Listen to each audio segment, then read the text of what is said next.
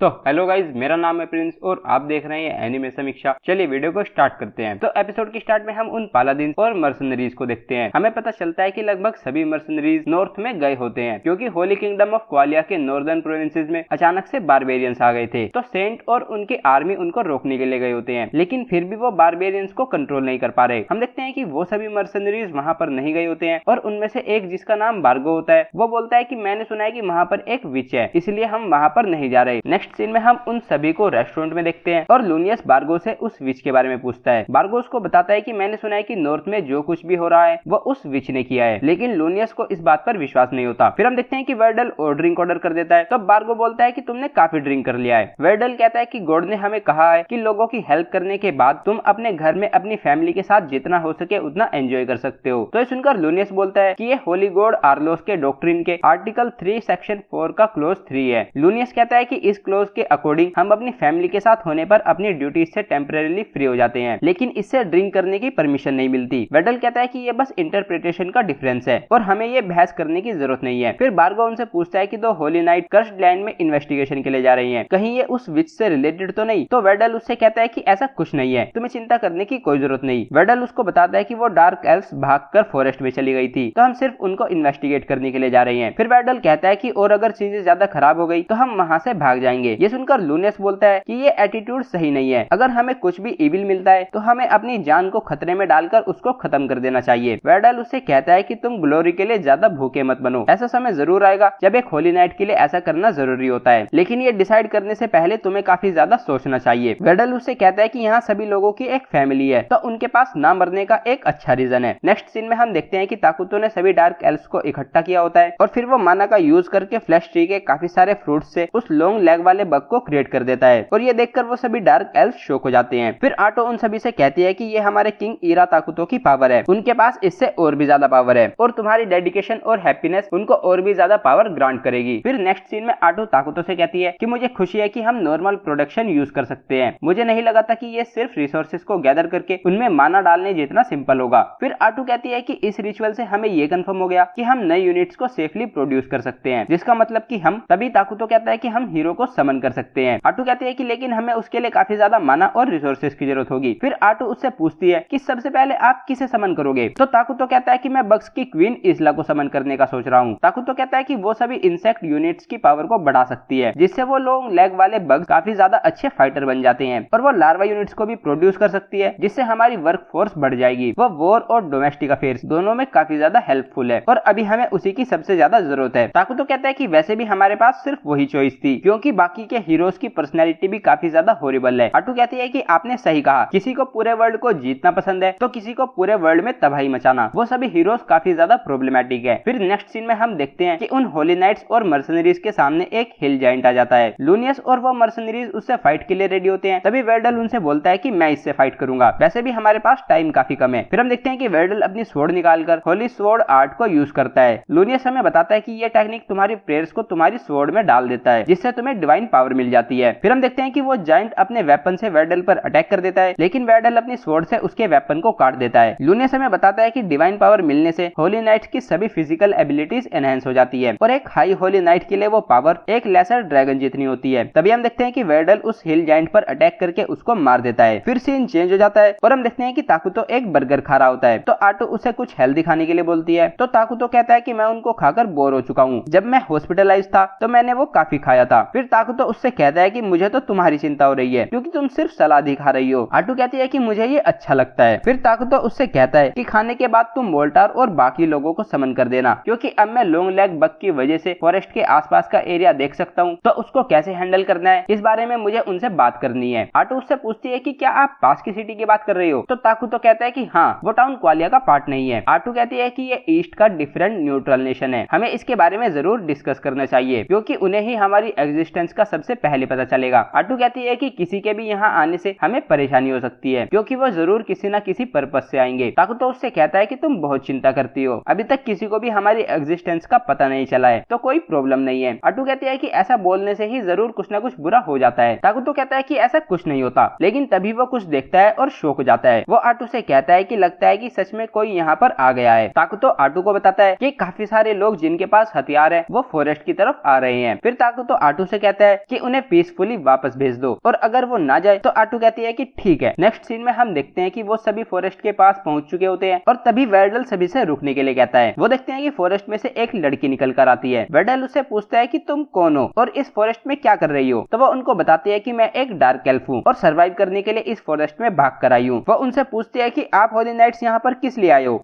वेडल उसको बताने से मना कर देता है और पूछता है कि तुम इस फॉरेस्ट में क्या कर रही हो। वो लड़की बोलती है कि मैं अपने लोगों के साथ यहाँ पर रह रही हूँ। वेडल कहता है कि हमारा काम इस फॉरेस्ट में है, तो अगर हम इस फॉरेस्ट में एंटर करें तो तुम्हें कोई प्रॉब्लम तो नहीं। तो वो लड़की उनको ऐसा करने से मना कर देती है। हम देखते हैं कि ये सुनकर लूनियस उससे कुछ बोल रहा होता है, लेकिन तभी वेडल उसको रोक देता है और कहता है कि मैं इससे अभी बात कर रहा हूँ। ये देखकर लूनियस सोचता है कि क्या इसको सच में ऐसा करने की जरूरत थी, मैंने तो बस थोड़ा सा ही बोला था। वेडल उस लड़की से कहता है कि हम यहाँ अपने काम के लिए आए हैं, तो हम यहाँ से ऐसे ही वापस नहीं जा सकते। वो लड़की उससे कहती है कि मेरे लोग डरे हुए हैं, हमने काफी कुछ सफर किया है और अब जाकर हमको शांति से रहने की एक जगह मिली है। वेडल उससे कहता है कि तुम काफी जिद कर रही हो, क्या फॉरेस्ट में कुछ है। तो वो लड़की कहती है कि फॉरेस्ट में कुछ नहीं है, यहाँ बस शांति है। फिर वह उससे पूछती है कि लेकिन आप इतनी जिद क्यों कर रहे हो। तो ये सुनकर वेडल थोड़ा सोचता है और फिर उसको बता देता है कि हम यहाँ पर एक डिवाइन रेवलेशन की वजह से आए हैं, जिसके हिसाब से एक कैलेमिटी इस लैंड में रह रही है और हम इसको कंफर्म किए बिना वापस नहीं जा सकते। हम देखते हैं कि ये सुनकर वो सभी मर्सनरीज काफी ज्यादा शॉक हो जाते हैं। लूनियस वेडल से कहता है कि ये रेवलेशन एक इम्पोर्टेंट नेशनल सीक्रेट था, तो तुम इसको उनको बता क्यों रहे हो। वेडल उससे कहता है कि मैंने तुमसे चुप रहने के लिए बोला था। वेडल कहता है कि ये सीक्रेट हो या ना हो, लेकिन कभी कभी कुछ बातें करनी पड़ती है। लूनियस मन में सोचता है कि डिवाइन रेवलेशन को बिना परमिशन के दूसरों को बताना एक काफी बड़ा सीन है और भले ये हाई होली नाइट हो, इसकी पर्सनल अथॉरिटी की भी एक लिमिट है। लूनियस वेडल से कहता है कि जब हम वापस चले जाएंगे तो मैं हायर अप्स को ये रिपोर्ट करूंगा। वेडल कहता है कि तुम्हारा जो मन हो वो करना। फिर वेडल उससे कहता है कि इस फॉरेस्ट में कैलेमिटी होने का हमको शक है और इसी वजह से हम इस फॉरेस्ट में जाना चाहते हैं। लेकिन हम देखते हैं कि ये सुनकर भी वो लड़की उनको अंदर जाने से मना कर देती है। वो लड़की उनसे कहती है कि इस लैंड में ऐसा कुछ भी नहीं है जिसकी आप होली नाइट्स को चिंता करने की जरूरत है, तो प्लीज इस बात को समझिए और वापस चले जाइए। हम देखते हैं कि लूनियस उसमें से इविल एनर्जी को सेंस करता है और समझ जाता है कि वो लड़की डार्क एल्फ नहीं है और वो रेवलेशन सही था। वेडल उस लड़की से पूछता है कि तो इस फॉरेस्ट में कोई कैलेमिटी नहीं है। वो लड़की बोलती है कि हाँ, यहाँ पर कोई भी कैलेमिटी नहीं है। वेडल कहता है कि तो हमारे लोगों पर उस कैलेमिटी का असर होने का कोई चांस है। तो वो लड़की कहती है कि कोई चांस नहीं है और अगर है भी तो उससे डरने की जरूरत हम लोगों को है। वेडल उससे पूछता है कि क्या तुम गॉड की कसम खा सकती हो। तो वो लड़की कहती है कि हाँ, मैं अपने गॉड की कसम खा सकती हूँ। ये सुनकर वेडल वापस जाने का डिसाइड करता है। लूनियस उससे पूछता है कि ऐसा क्यों। वेडल बोलता है कि उस लड़की ने कहा कि वो पीस में जीना चाहते हैं, तो यहाँ पर कोई भी प्रॉब्लम नहीं है। लूनियस वेडल से कहता है कि मैं उसमें इविल एनर्जी को सेंस कर रहा हूँ, क्या हमको किसी ऐसे पर ट्रस्ट करना चाहिए। वेडल कहता है कि हाँ, मुझे इस पर ट्रस्ट है। लूनियस कहता है कि क्या हो अगर वो हमको धोखा देने की ट्राई कर रही हो। वेडल कहता है कि अपने डर की वजह से अपने पर्सपेक्टिव को खराब मत होने दो। वेडल उससे गुस्से में चिल्लाकर बोलता है कि यहाँ पर कोई प्रॉब्लम नहीं है और हमारी इन्वेस्टिगेशन का यही रिजल्ट है। ये बोलकर वो वापस जाने लगता है। तो ये सुनकर लूनियस बोलता है कि हाई होली नाइट वेडल, तुमने अपने मिशन को बीच में ही छोड़ दिया, तो मैं तुमसे तुम्हारी अथॉरिटी छीन रहा हूँ। लूनियस उससे कहता है कि ना सिर्फ तुमने उनको रेवलेशन बता दिया, बल्कि तुम इन्वेस्टिगेशन किए बिना ही वापस जा रहे हो, तो मैं ये मिशन किसी भी ऐसे के हाथ में नहीं छोड़ सकता और अब यहाँ से इस मिशन की कमांड मैं संभालूंगा। ये सुनकर वेडल काफी ज्यादा शॉक हो जाता है। फिर लूनियस उन सभी मर्सनरी से कहता है कि हम इन्वेस्टिगेशन के लिए उस कर्स्ड लैंड में जाएंगे। हम देखते हैं कि वो लड़की उनको ऐसा करने से मना करती है, तो लूनियस उससे बीच में ना आने के लिए बोलता है और फिर उन सभी मर्सनरीज से उस लड़की को पकड़ने के लिए बोलता है। हम देखते हैं कि वो सभी मर्सनरीज उस लड़की को पकड़ने के लिए जाने लगते हैं और तभी सीन चेंज हो जाता है। नेक्स्ट सीन में हम देखते हैं कि लूनियस बेहोश होता है और अब वो उठ चुका होता है। लूनियस देखता है कि उसके आसपास पूरा खून फैला होता है और फिर वो देखता है कि उस लड़की ने उन सभी मर्सनरीज को मार दिया होता है और फिर हमें पता चलता है कि वो लड़की और कोई नहीं बल्कि आटू होती है। फिर हम देखते हैं कि एपिसोड यहीं पर एंड हो जाता है। तो गाइज, ये था episode 4 of the apocalypse bringer Mynoghra. अगर आपको वीडियो पसंद आई है तो वीडियो को लाइक कीजिए, चैनल को सब्सक्राइब कीजिए, प्रेस कीजिए बेल आइकन को। मैं मिलता हूँ आपसे नेक्स्ट वीडियो में।